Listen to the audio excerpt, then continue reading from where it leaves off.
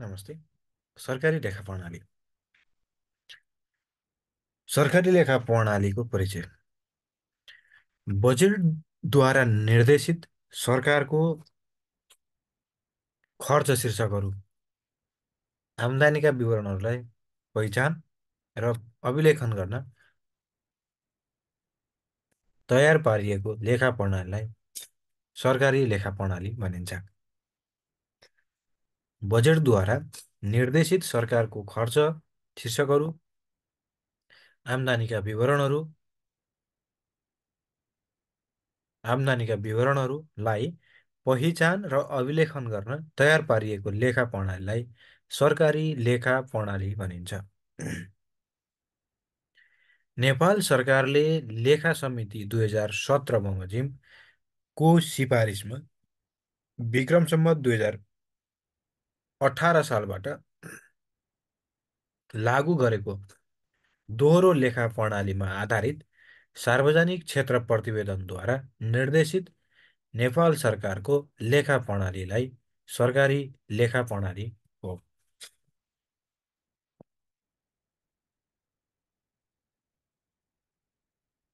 यसले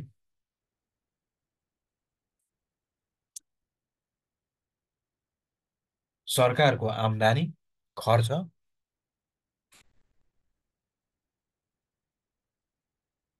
अनुदान, ऋण तथा परियोजनाहरूको लेखा राख्ने गर्दछ। नेपाल सरकारले लेखा समिति 2017 बमोजिमको सिफारिसमा विक्रम सम्वत 2018 सालबाट लागू गरेको दोहोरो लेखा प्रणालीमा आधारित सार्वजनिक क्षेत्र प्रतिवेदनद्वारा निर्देशित नेपाल सरकारको लेखा प्रणालीलाई नै सरकारी लेखा प्रणाली भनिन्छ।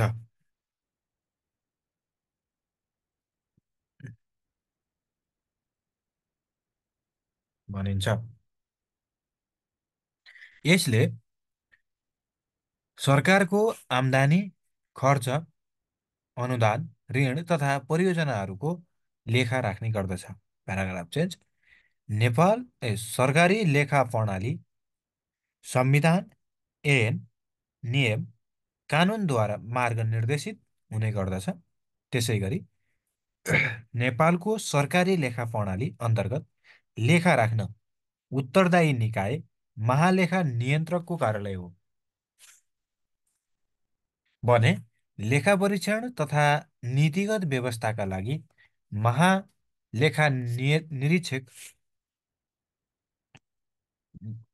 निरीक्षक महालेखा परीक्षकको कार्यालय जिम्मेवार रहन्छ।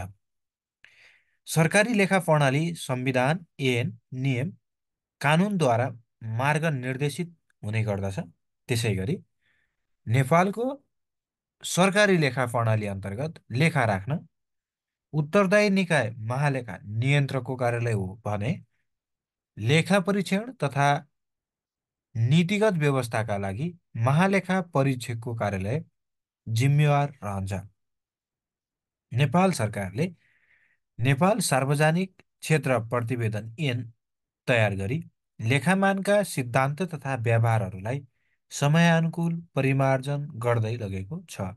नेपाल सरकारले सार्वजनिक क्षेत्र प्रतिवेदन ऐन तयार पारी लेखामानका सिद्धान्त तथा व्यवहारहरूलाई समयानुकूल परिमार्जन गर्दै लगेको छ। Paragraph change. सरकारी लेखा प्रणाली विश्वसनीय र पारदर्शी भएमा सरकारको आर्थिक कार्यप्रणाली वैज्ञानिक र व्यवस्थित भएर जान्छ भएर जान्छ। संविधानले तोकेको नेपाल सरकारको आर्थिक कार्यप्रणाली वित्तीय क्षेत्र लेखापाल, लेखामान, पाल होइन मान, लेखामान र लेखाका अन्य संवैधानिक र नीतिगत व्यवस्थाहरूलाई व्यापारमा उतार्ने र त्यसको प्रभावकारिताका लागि सरकारी लेखा प्रणाली एक प्रमुख साधन रहेको छ। हेर्नुहोस् त, सरकारी लेखा प्रणाली बजेटद्वारा निर्देशित सरकारको खर्च शीर्षकहरू, आम्दानीका विवरणहरूलाई पहिचान र अभिलेखन गर्न तयार पारिएको लेखा प्रणालीलाई सरकारी लेखा प्रणाली भनिन्छ। नेपाल सरकारले लेखा समिति 2017 बमोजिमको सिफारिसमा विक्रमसँग 2018 सालबाट लागू गरेको दोहोरो लेखा प्रणालीमा आधारित सार्वजनिक क्षेत्र प्रतिवेदनद्वारा निर्देशित नेपाल सरकारको लेखा प्रणालीलाई नै सरकारी लेखा प्रणाली भनिन्छ। यसले सरकारको आम्दानी, खर्च, अनुदान, ऋण तथा परियोजनाहरूको लेखा राख्ने गर्दछ। सरकारी लेखा प्रणाली संविधान, ऐन, नियम, कानुनद्वारा मार्ग निर्देशित हुने गर्दछन्। त्यसैगरी नेपालको सरकारी लेखा प्रणाली अन्तर्गत लेखा राख्न उत्तरदायी निकाय महालेखा नियन्त्रकको कार्यालय हो भने लेखा परीक्षण र नीतिगत व्यवस्थाका लागि महालेखा परीक्षकको कार्यालय जिम्मेवार रहन्छ। नेपाल सरकारले नेपाल सार्वजनिक क्षेत्र प्रतिवेदन ऐन बमोजिम तयार पारी लेखामानका सिद्धान्त र व्यवहारहरूलाई समयानुकूल परिमार्जन गर्दै लगेको छ। सरकारी लेखा प्रणाली विश्वसनीय र पारदर्शी भएमा सरकारको आर्थिक कार्यप्रणाली वैज्ञानिक र व्यवस्थित भएर जान्छ। संविधानले तोकेको नेपाल सरकारको आर्थिक कार्यप्रणाली वित्तीय क्षेत्रमान र लेखाका अन्य संवैधानिक र नीतिगत व्यवस्थाहरूलाई व्यवहारमा उतार्ने र त्यसको प्रभावकारिताको लागि सरकारी लेखा प्रणाली एक प्रमुख साधन रहेको छ। सरकारी लेखा प्रणालीका विशेषताहरू। सरकारी लेखा प्रणालीका विशेषताहरू के छन् भन्दा एकमा छ सार्वजनिकता, होइन सबैसँग भने सार्वजनिकता। दुईमा छ व्यापक दायरा, विशेषतामा दुईमा व्यापक दायरा। तीनमा सरकारको आर्थिक कार्यप्रणालीसँग सापेक्ष हुने, सरकारको आर्थिक कार्यप्रणालीसँग सापेक्ष हुने तीन। चारमा छ दोहोरो प्रभाव। पाँचमा छ विशिष्टीकरण। छमा छ सरकारी वित्तीय निर्णयको आधार, सरकारी वित्तीय निर्णयको आधार। सातमा छ निश्चित सरकारी फारमहरूको प्रयोग, निश्चित सरकारी फारमहरूको प्रयोग। आठमा छ विभिन्न कोषहरूको व्यवस्था। सरकारी लेखा प्रणालीका विशेषताहरू आठवटा यसरी सरस्वती भन्न सक्छौँ। सार्वजनिकता, व्यापक दायरा, सरकारको आर्थिक प्रणालीसँग सापेक्ष हुने, दोहोरो प्रभाव, विशिष्टीकरण, सरकारी वित्तीय वित्तीय नीति निर्णयको आधार, सरकारी वित्तीय निर्णयको आधार, निश्चित सरकारी फारमहरूको प्रयोग र विभिन्न कोषहरूको व्यवस्था। सरकारी लेखा प्रणालीको महत्त्व। सरकारी लेखा प्रणालीको महत्त्वमा एकमा छ बजेट नियन्त्रण गर्न।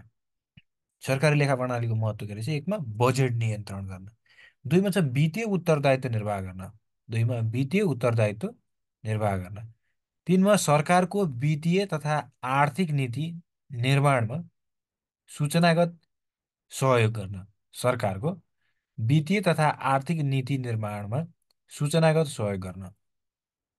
चारमा सरकारका कार्यक्रमको लागत प्रभावकारिताको बारेमा जानकारी लिनु, सरकारका कार्यक्रमको लागत प्रभावकारिताको बारेमा जानकारी लिनु। पाँचमा सरकारी कार्यक्रमको उपलब्धि मूल्याङ्कन गर्न, सरकारी कार्यक्रमको उपलब्धि मूल्याङ्कन गर्न। छमा खर्च नियन्त्रणको औजार, खर्च नियन्त्रणको औजार।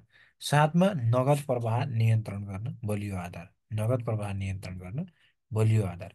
सरकारी लेखा प्रणालीका महत्त्वहरू के रहेछन् भन्दा एकमा बजेट नियन्त्रण गर्न, दुईमा वित्तीय उत्तरदायित्व निर्वाह गर्न, तीनमा सरकारको वित्तीय तथा आर्थिक नीति निर्माणमा सूचनागत सहयोग गर्न, चारमा सरकारका कार्यक्रमको लागत प्रभावकारिताको बारेमा जानकारी लिन, पाँचमा सरकारी कार्यक्रमको उपलब्धि मूल्याङ्कनका लागि, छमा खर्च नियन्त्रण गर्न, खर्च नियन्त्रणको औजार र सातमा छ नगद प्रवाह नियन्त्रण गर्ने बलियो आधार। यी सातवटा सामान्यतः यी सातवटा सरकारी लेखा प्रणालीका महत्त्वहरू भने। अर्को टपिक्स सरकारी लेखा प्रणालीका सिद्धान्तहरू।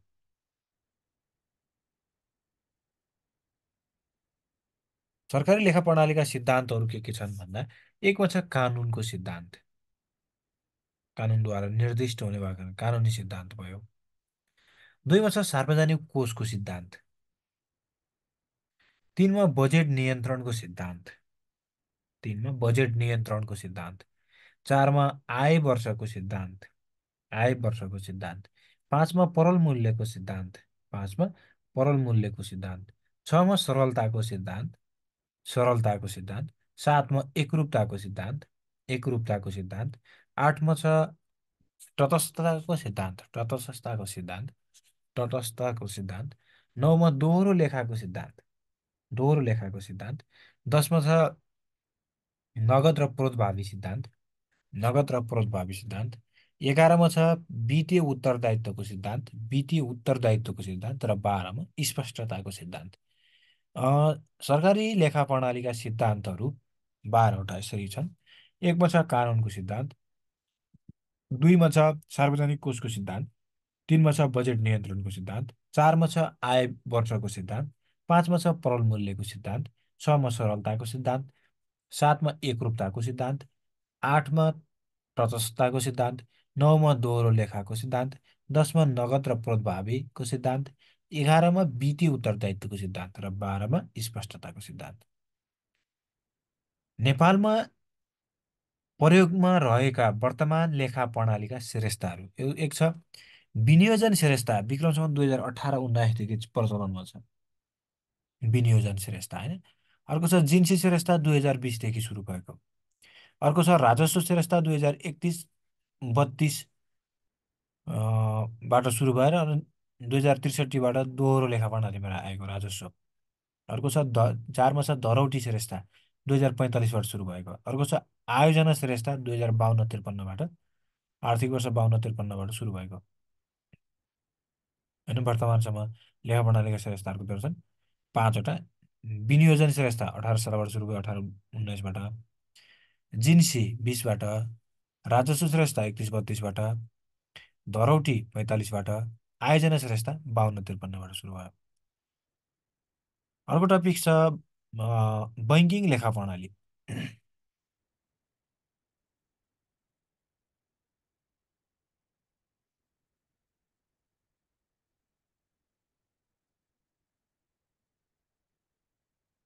बैङ्किङ लेखा प्रणाली। बैङ्किङ लेखा प्रणाली। बैङ्किङ लेखा प्रणाली भनेको बैङ्किङ क्षेत्रमा हुने आर्थिक कारोबारहरूको अभिलेख राख्ने लेखा प्रणाली हो। बैङ्किङ प्रणाली भनेको बैङ्किङ क्षेत्रमा हुने आर्थिक कारोबारहरूको अभिलेख राख्ने लेखा प्रणाली हो। यो लेखा प्रणाली पनि दोहोरो लेखा प्रणालीमै आधारित हुन्छ। यस लेखा प्रणालीमा वित्तीय कारोबारहरूको अभिलेख राख्दा कोर ब्याङ्किङ सिस्टम सिबिएसमा राखिन्छ, जसले गर्दा सजिलै नाफा नोक्सान सम्पत्ति तथा दायित्वको अवस्था पत्ता लगाउन सकिन्छ। बैङ्किङ लेखा प्रणाली भनेको बैङ्किङ क्षेत्रमा हुने आर्थिक कारोबारहरूको अभिलेख राख्ने लेखा प्रणाली हो। यो लेखा प्रणाली पनि दोहोरो लेखा प्रणालीमै आधारित हुन्छ। यस लेखा प्रणालीमा वित्तीय कारोबारहरूको अभिलेख राख्दा कोर ब्याङ्किङ सिस्टम सिबिएसमा राखिन्छ, जसले गर्दा सहज नाफा नोक्सान सम्पत्ति तथा दायित्वहरूको अवस्था पत्ता लगाउन सकिन्छ।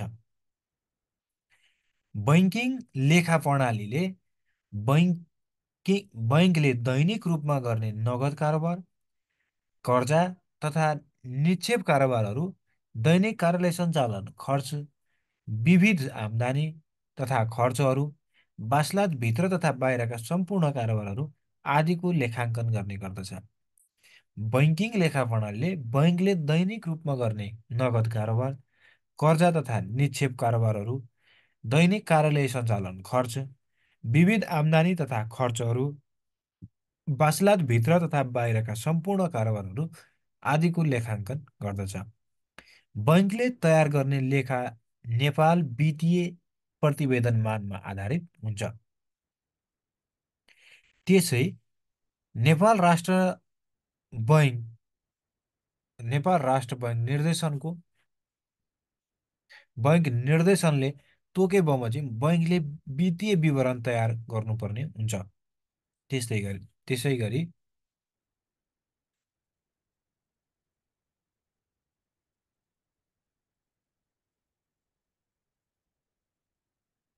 त्यस्तै त्यस्तै नेपाल राष्ट्र बैङ्क निर्देशनले तोके बमोजिम बैङ्कले वित्तीय विवरण तयार गर्नुपर्ने हुन्छ। बैङ्कले तयार गर्ने वित्तीय विवरणहरू देहाएका तत्त्वहरू हुन्छन्। के तत्त्व हुन्छन् भन्दा वित्तीय अवस्थाको विवरण 5 लाख, नाफा नोक्सान हिसाबको विवरण, बृहत आम्दानीको विवरण, नगद प्रवाहको विवरण, वितरण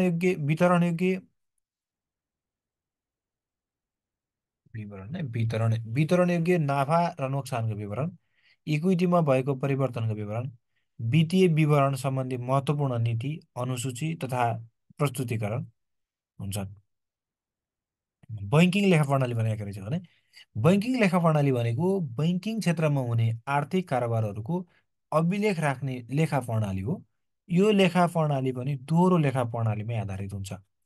यस लेखा प्रणालीमा वित्तीय कारोबारहरूको अभिलेख राख्दा कोर ब्याङ्किङ सिस्टम सिबिएसमा राखिन्छ, जसले गर्दा सजिलै नाफा नोक्सान, सम्पत्ति तथा दायित्वको अवस्था पत्ता लगाउन सकिन्छ।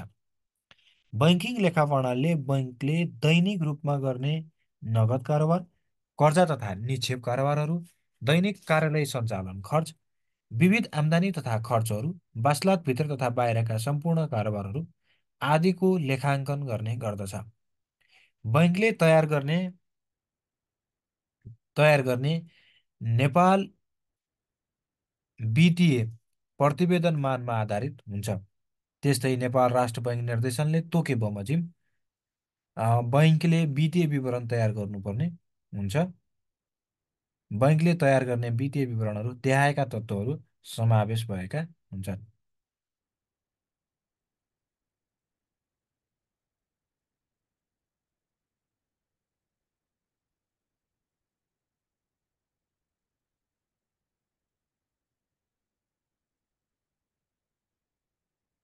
हुन्छन्। वित्तीय अवस्थाको विवरण 5 लाख, नाफा